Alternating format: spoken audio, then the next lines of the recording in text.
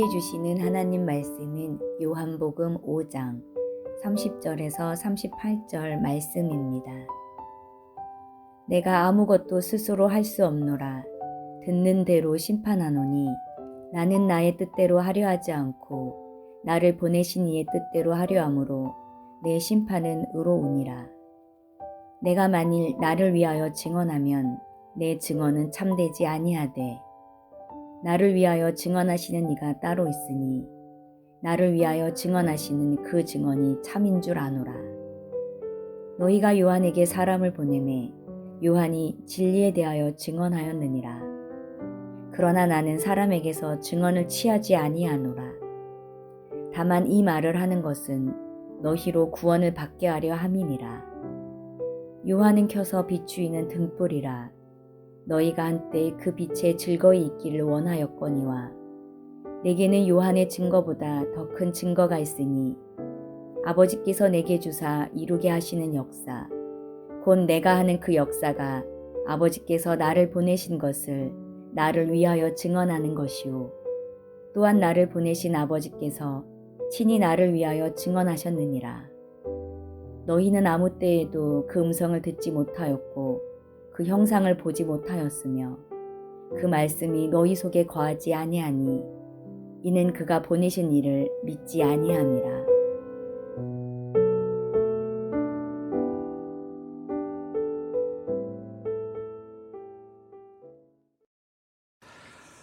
요한복음 5장에서 예수님이 베데스다 복가에 있는 38년 된 병자를 일으키신 사건은 맹인이고 절뚝발이고 혈기 마른 자들인 죄인들에게 주님이 찾아가셔서 그들에게 영원한 생명을 선물로 주신다는 은혜의 복음을 설명하는 표적입니다.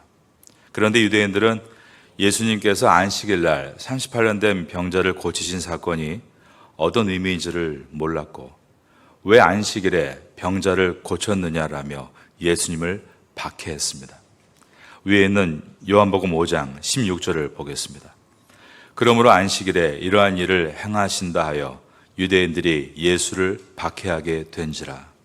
그들은 예수님이 행하시는 놀라운 일을 보면서도 예수님이 이 땅에 하나님의 아들로 오신 메시아이신 것을 생각하지 않았고 예수님께서 내 아버지께서 안식일에 일하시기 때문에 나도 일한다 라고 말씀하시자 성전 안에 있는 하나님보다 높다는 신성 모독죄를 지었다라며 예수님을 죽이려고 했습니다.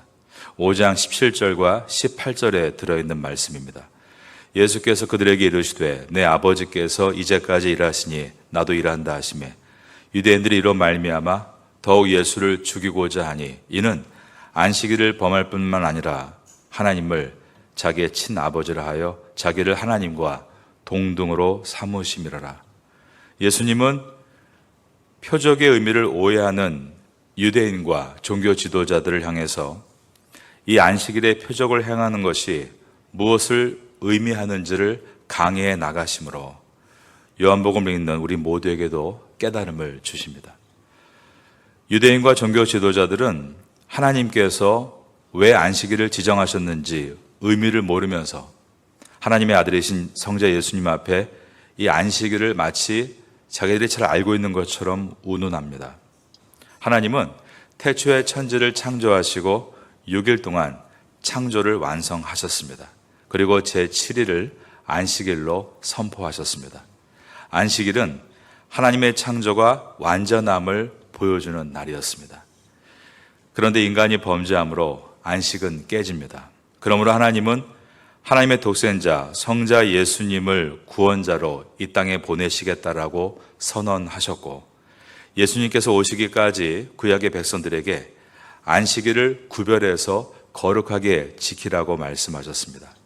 그 목적은 안식일을 통해 하나님께서 이 세상을 반드시 회복시키시고 다시 하나님의 나라로 완성시킬 것임을 안식일을 지킬 때마다 기억하게 하시기 위해서입니다.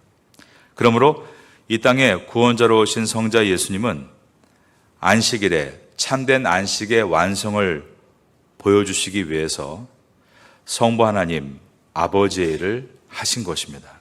그런데 유대인들은 안식을 완성하고 계신 예수님께 안식일을 어겼다는 죄목을 붙여 죽이려고 했습니다. 여기서 잠시 우리가 구약의 안식일과 또 그것이 확정된 개념인 안식년과 그리고 더 크게 확장된 희년에 대해서 잠깐 말씀을 드립니다. 구약 시대에 안식일을 지키는 것은 목숨을 걸 만큼 중요한 사안이었습니다. 출애굽기 20장 8절 이하에 하나님께서 하신 말씀을 들어보시기 바랍니다. 안식일을 기억하여 거룩하게 지키라. 여세 동안은 힘써 내 모든 일을 행할 것이나 일곱째 날은 내 하나님 여호와의 안식일인즉 너나 내 아들이나 내 딸이나 내 남종이나 내 여종이나 내 가축이나 내 문 안에 머무는 객이라도 아무 일도 하지 말라. 이는 엿새 동안에 나 여호와가 하늘과 땅과 바다와 그 가운데 모든 것을 만들고 일곱째 날에 쉬었음이라. 그러므로 나 여호와가 안식일을 복되게 하여 그날을 거룩하게 하였느니라. 여러분이 알고 계시는 십계명의 제4계명입니다. 히브리인들은 그들의 문학 양식에서 어떤 중요한 것을 강조하고 싶을 때 활자의 양을 많이 늘려서 기록하는 방식을 사용했습니다. 하나님은 그러한 히브리인들이 이해할 수 있도록 십계명의 말씀 가운데 특별히 안식일에 관한 계명을 아주 길게 말씀하심으로 이것을 강조하셨습니다. 하나님께서 십계명의 제4계명인 안식일에 대해서 말씀하실 때 그러므로 나 여호와가 안식일을 복되게 하여 그날을 거룩하게 하였느니라 라고 하신 것은 창세기에 기록된 말씀을 다시 한번 반복하신 것입니다. 창세기 2장 3절에 하나님은 일곱째 날에 복을 주셔서 거룩하게 하셨다라고 되어 있습니다. 여기에서 중요하게 보아야 되는 것이 하나님은 처음에 어떤 장소를 거룩하게 하신 것이 아니라 시간을 거룩하게 하셨다는 것에 있습니다. 그리고 하나님은 시간을 매우 귀하게 다루십니다. 안식일을 어기는 것에 대한 하나님의 큰 진노가 구약 성경 여러 군데에 나타납니다. 출애굽기 31장 14절 이하에 보면 너희는 안식일을 지킬지니 이는 너희에게 거룩한 날이 됨이니라. 그날을 더럽히는 자는 모두 죽일지며 그날에 일하는 자는 모두 그 백성 중에서 그 생명이 끊어지리라. 엿새 동안은 일할 것이나 일곱째 날은 큰 안식일이니 여호와께 거룩한 것이라. 안식일에 일하는 자는 누구든지 반드시 죽일지니라 라고 되어 있습니다. 구약시대 때 하나님께서 이렇게 단호하게 어떤 죄에 대해서 반복해서 그를 반드시 죽일지니라 라고 말씀하신 것은 이 안식일이 유일합니다. 유대인들은 출애굽 이후에 가나안에 정착한 초창기부터 그러므로 이 안식일을 어기는 것에 대해서 엄청난 부담과 두려움을 가지고 살았습니다. 그리고 하나님은 이스라엘이 계명을 어기고 하나님 앞에 패역한 일을 할 때마다 가장 대표적으로 너희가 안식일을 어겼다라는 말씀을 빼놓지 않으셨습니다. 이 안식일이 확대된 것이 바로 안식년입니다. 레위기 25장 2절 이하에 보면 이스라엘 자손에게 말하여 이르라. 너희는 내가 너에게 주는 땅에 들어간 후에 그 땅으로 여호와 앞에 안식하게 하라. 너는 6년 동안 그 밭에 파종하며 6년 동안 그 포도원을 가꾸어 그 소출을 거둘 것이나 일곱째 해에는 그 땅이 쉬어 안식하게 할지니 여호와께 대한 안식이라. 너는 그 밭에 파종하거나 포도원을 가꾸지 말며 내가 거둔 후에 자라난 것을 거두지 말고 가꾸지 아니한 포도나무가 맺은 열매를 거두지 말라. 이는 땅의 안식년임이니라. 6년 동안 경작한 땅을 7년째 휴식하게 하는 것을 안식년이라고 합니다. 7번째 날인 안식일과 7년째 해인 안식년은 그 내용이 같은 내용입니다. 그러므로 안식년을 어겨도 하나님은 이스라엘에게 크게 진노하겠다라고 말씀하셨습니다. 구약 성경에는 하나님께서 이스라엘을 바벨론의 포로가 되게 하신 이유에 대해 말씀할 때 이스라엘이 안식년을 지키지 않았기 때문에 500여 년 동안 그들이 지키지 않는 안식년 전부 70번이겠죠. 그것을 한꺼번에 지키게 하시기 위해서 그들을 바벨론에 70년간 포로로 보내신 것이다. 이러한 표현이 있습니다. 역대하 36장 20절 이하에 있는 말씀입니다. 칼에서 살아남은 자를 그가 바벨론으로 사로잡아 가매 무리가 거기서 갈대아 왕과 그의 자손의 노예가 되어 바사국이 통치할 때까지 이르니라. 이에 토지가 황폐하여 땅이 안식년을 누림같이 안식하게 하여 70년을 지냈으니 여호와께서 예레미야의 입으로 하신 말씀이 이루어졌느니라. 땅이 안식년을 누림같이 안식하여 70년을 지냈다. 이 말은 이스라엘 백성들이 바벨론의 포로로 잡혀가게 되면 땅의 저절로 70년 동안 안식을 하게 될 것이기 때문입니다.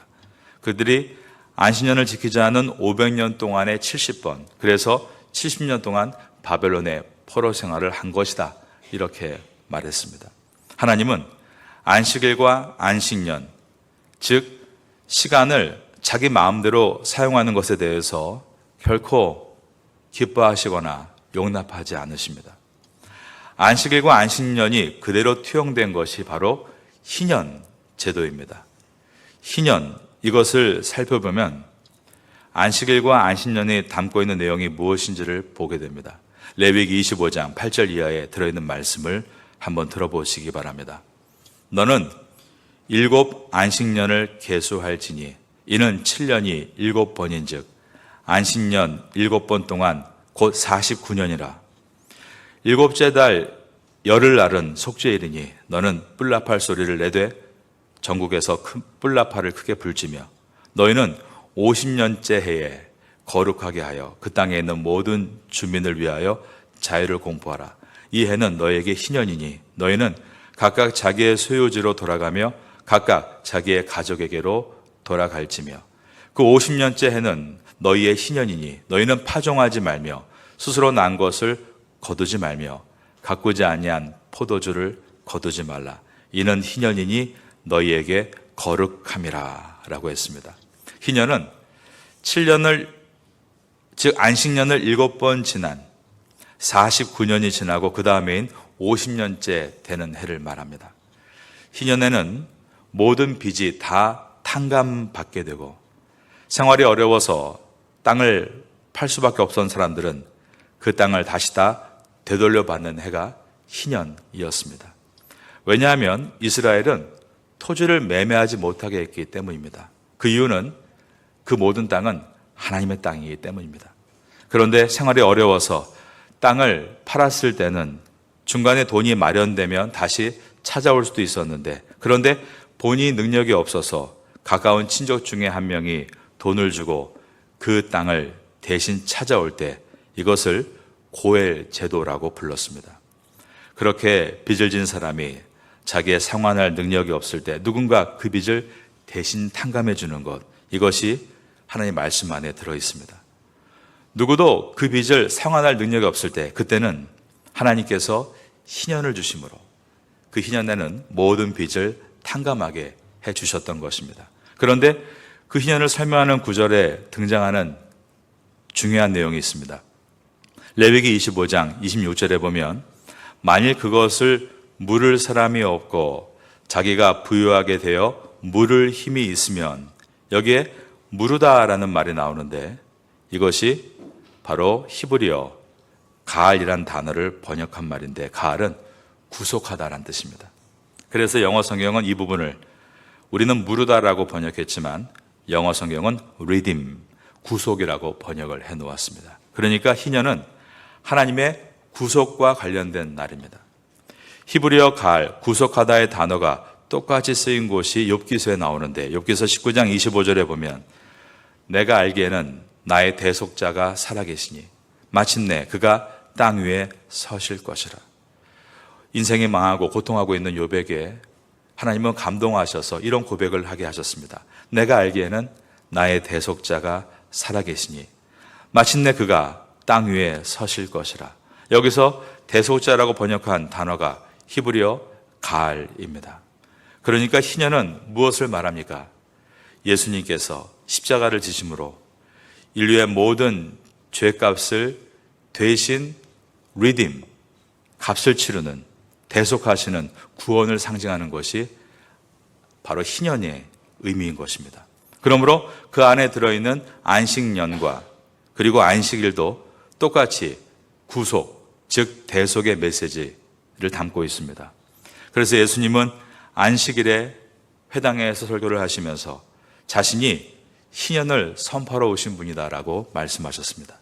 누가복음 4장 16절 이하에 보면 예수께서 그 자라나신 곳 나사렛에 이르사 안식일에 늘 하시던 대로 회당에 들어가사 성경을 읽으려고 서심해 선지자 이사야의 글을 드리거늘 책을 펴서 이렇게 기록된 데를 찾으시니 곧 주의 성령이 내게 임하셨으니 이는 가난한 자에게 복음을 전하게 하시려고 내게 기름을 부으시고 나를 보내사 포로된 자에게 자유를 눈먼 자에게 다시 보게 함을 전파하며 눌린 자를 자유롭게 하고 주의 은혜의 해를 전파하게 하려 하심이라.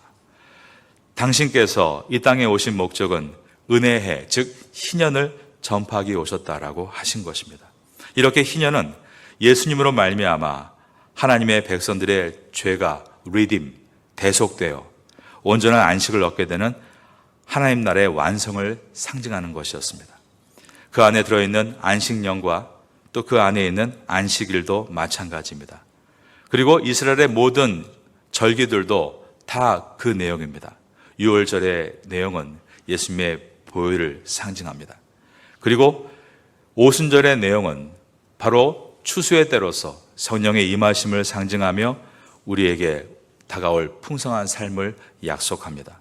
이 모든 것이 다 우리의 구원을 보여주는 절기인 것입니다. 그러므로 그 속에 있는 안식일은 성도의 구원과 하나님 나라를 보여주는 실루엣, 그림자 역할을 합니다. 하나님께서 주시는 복을 히브리어로 바라크라고 합니다. 바라크는 하나님으로부터 피조물에게 부어지는 하나님의 생명이란 뜻입니다. 하나님께서 안식일을 복되게 하셨다라는 말은 하나님께서 안식일을 하나님의 생명으로 덮으신다라는 뜻입니다. 하나님은 여섯째 날 인간과 육축을 만드시고 그들에게 복을 주셨습니다. 여섯째 날의 복은 우리가 이해하기 쉬운 복이죠. 물질 세계, 공간 세계, 감각 세계에 주어주는 복입니다. 그런데 일곱째 날 그 어떤 시간의 복을 주었다라는 말은 하나님께서 우리가 보지 못하는 시간이란 초월적인 영역에 부어주시는 은혜이기 때문에 우리가 이해하기가 무척 어렵습니다. 여러분은 시간에 대해서 얼만큼 이해하십니까? 우리는 물질과 공간은 아주 익숙합니다. 돈을 세고 그 돈을 내 지갑에 넣고 그것으로 물건을 사고 그 물건을 보면서 만족해하는 눈이 보는 물질 세계는 아주 익숙합니다. 그러나 만질 수 없고 볼 수 없으며 그것을 느낄 수 없는 시간에 대해서는 우리가 이해하는 폭이 크지 않습니다. 내가 하고 있는 눈에 보이는 것들은 내가 통제할 수 있습니다. 그러나 시간은 내가 통제할 수 있는 밖에 있습니다. 지나간 것을 잡을 수 없는 우리 통제를 벗어난 것이 시간입니다. 인간은 시간을 어떻게 측정해야 되는지도 아직도 알지 못합니다. 그래서 그냥 뚝뚝 잘라서 우리가 이름을 붙여놓은 것을 타임, 시간이라고 부릅니다. 처음에는 각 대륙과 나라마다 시간을 측정하는 방법이 모두 달랐습니다. 그러다가 1968년 국제도량형위원회에서 세슘 원자의 복사 주기에 91억 9천만 배를 곱해서 그것을 1초다라고 정했습니다. 그리고 전 세계가 그것을 지금 1세컨드, 1초라고 부르고 있습니다. 인간은 막연히 시간이라는 것이 흘러가면 인간은 늙고 약해지고 결국은 죽게 된다. 이 정도로 시간을 정의하고 있기 때문에 시간에 대해서 늘 두려워합니다. 시험 보는 날짜가 오면 마음이 두렵고 인생에 나이가 한 살 더 들면 우리 어린아이들은 한 살 더 먹으면 기분 좋죠. 아싸. 그런데 우리 70된 어른들은 한 살 더 먹으면 얼굴이 시무룩해지고 괜히 두렵습니다. 그 시간을 두려워하는 사람들은 당연히 그 두려워하는 마음을 더 물질과 공간으로 확대할 수밖에 없습니다. 우리는 그와 같이 이 시간 앞에서는 무력한 존재인 것입니다.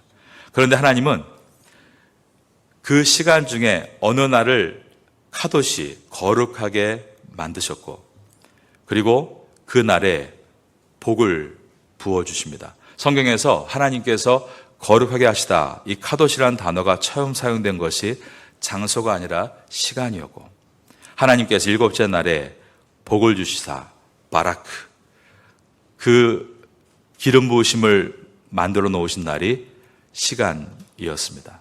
그래서 안식일이라는 시간에 복을 부어 주셔서 하나님의 백성들은 물질과 공간과 감각의 세계에서 눈을 돌려 시간의 세계를 바라보라고 주신 것이 안식일입니다. 시간의 주인이 하나님이심을 기억하고 우리에게 주실 미래의 시간을 기다리는 것이 안식일의 진정한 의미인 것입니다. 하나님께서 공간이 아닌 시간에 복을 부어주시는 이유는 하나님의 참 복은 물질에 있는 것이 아니라 영원한 삶, 영생에 있다는 것을 알게 하시기 위해서입니다.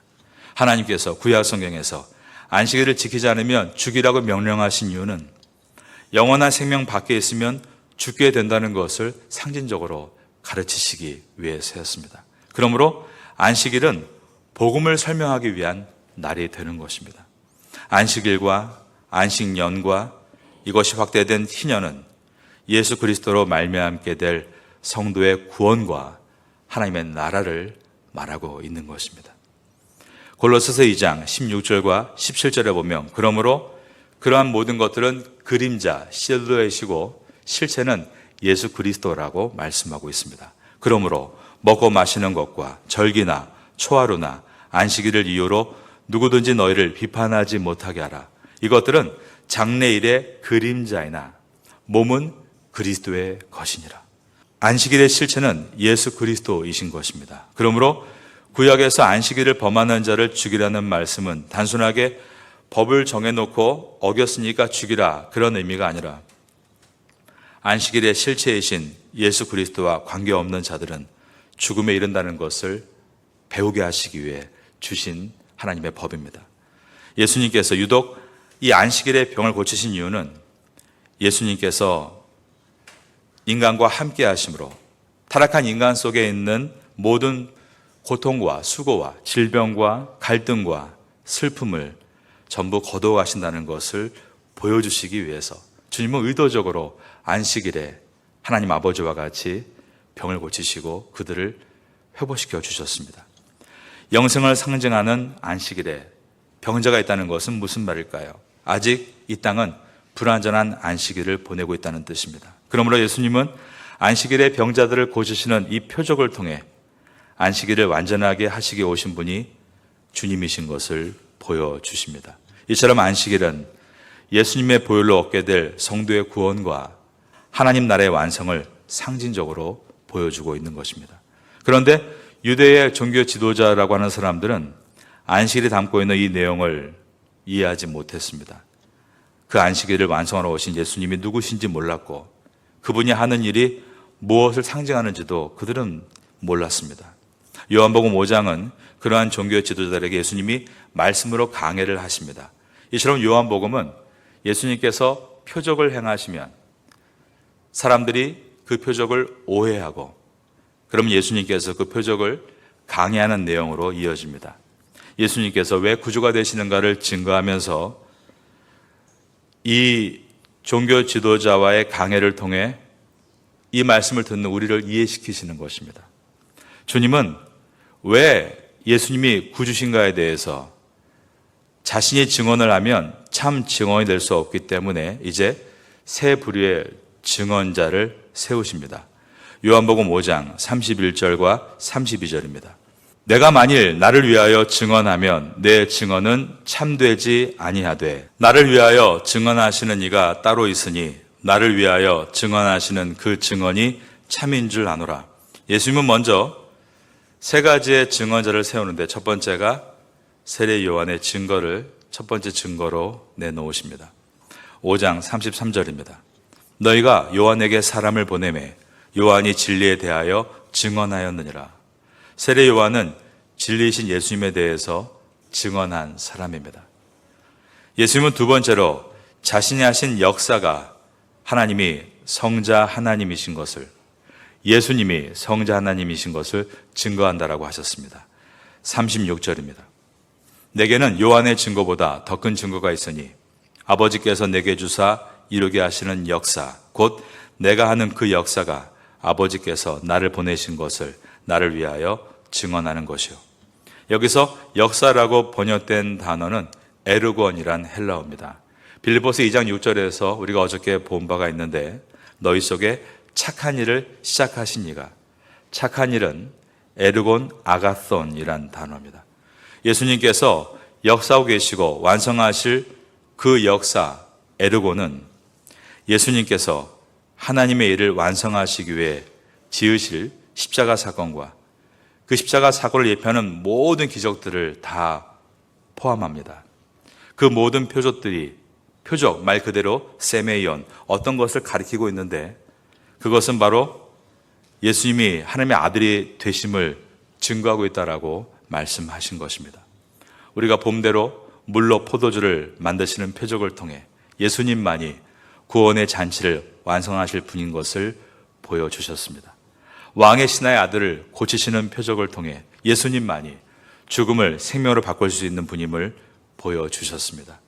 38년 된 병자를 치유하신 표적을 통해 스스로 주님을 찾아올 수 없는 죄인들을 예수님께서 찾아가심으로 오직 주님의 능력으로만 죄인은 죄사함 받고 구원받는 것임을 보여주셨습니다. 다음 시간에 보게 될 오병이어의 표적을 통해서는 예수님은 이 세상에 제한된 자원으로 스스로를 보호하는 데서 오는 곤고함과 궁핍함에 있는 사람들의 그 갈증을 해결하시고 풍성한 하나님의 나라를 이 떡을 통해 보여주셨습니다. 무리를 걸으시는 표적을 통해서는 자연의 법칙을 극복할 능력을 가지고 계신 예수님은 하나님이 되심을 보여주셨습니다. 소경으로 난 자가 보게 되는 표적을 통해 영적인 소경인 죄인들에게 세상의 빛으로 오신 주님의 실체를 보여주셨습니다. 마지막으로 7번째, 죽은 나사로를 살리시는 표적을 통해 예수님은 죽음을 이기시는 영원한 생명의 원천이심을 보여주셨습니다. 그리고 그 모든 표적의 내용을 다 모아놓은 표적이 바로 예수님께서 십자가에 달리시는 사건으로서 하나님의 아들이 사람이 되셔서 사람의 모든 죄를 대신 짊어지고 저주를 받아 죽으심으로 사람들의 모든 죄가 용서함 받는 가장 큰 표적을 보여주셨습니다. 이 모든 일들은 예수님의 증거로 보여주시는 그분의 아르곤, 역사, 이 역사는 바로 예수님이 하나님의 아들이심을 증거하는 명확한 표적이 되는 것입니다. 세 번째로 예수님은 제시하신 증거가 바로 하나님 아버지의 증거, 말씀이라고 하셨습니다. 5장 39절입니다. 너희가 성경에서 영생을 얻는 줄 생각하고 성경을 연구하거니와 이 성경이 곧 내게 대하여 증언하는 것이니라. 오늘까지 신년 특별 새벽 기도를 우리가 다 드리고 마치려고 합니다. 오늘까지 요한복음 5장까지 The Science of Book, 표적들의 책 안에 있는 7가지의 표적 가운데 3가지의 표적을 살펴보았습니다. 이제 앞으로 우리가 2달 동안 이 요한복음을 계속 보게 될 텐데 이 요한복음에 들어있는 세메이온, 표적들이 가리키고 있는 것이 바로 예수 그리스도이심을 여러분들은 꼭 만나게 되심으로 여러분 이 땅에 살면서 어떤 기적, 표적을 따라다니며 신비한 체험을 추구하는 그런 신앙의 삶이 아니라 그 표적이 가리키고 있는 진정한 표적의 실체이신 예수 그리스도를 인격적으로 만나고 따르게 되심으로 여러분 삶에 진정한 기적을 경험할 수 있게 되기를 바라겠습니다. 지금은 함께 기도하는 시간입니다. 1월의 공동 기도 제목은 첫째, 신년 특별 새벽 기도회를 승리롭게 잘 마치게 하소서. 둘째, 어린아이에서 어른에 이르기까지 뜨겁게 기도하는 교회가 되게 하소서. 셋째, 각 부서들이 1년 사역을 놓고 열심히 주님의 뜻을 구하게 하소서. 넷째, 개인의 사업과 학업과 건강을 위해 하나님의 지혜를 구하게 하소서. 말씀을 붙잡고 기도하는 귀한 시간 되시기를 소망합니다.